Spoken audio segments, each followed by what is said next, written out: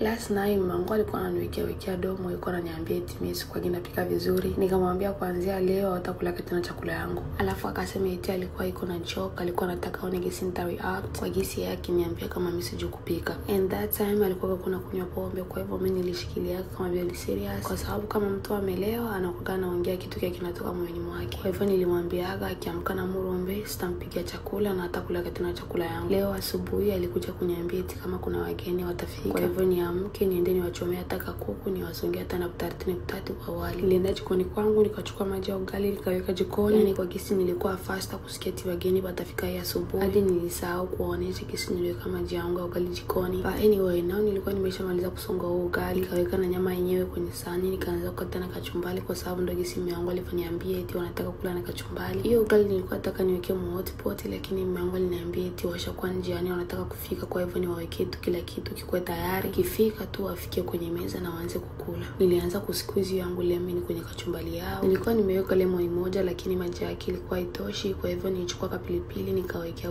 juu. Sikutaka kuikatakata kwa sababu ni wageni. Alafu nikaona ile maji ya lemon ilikuwa yatosha, nikaenda kuchukua nyingine nikasqueeze. Alafu nikaongeza na kidogo ya chumvi, nikavichanganya vizuri, nikamake sure vichanganikiwe. Lakini hao wageni watanisamea cause mimi nakuwa napenda kuwapatia nyinyi my friends the first bite. And now I want you to open your mouth.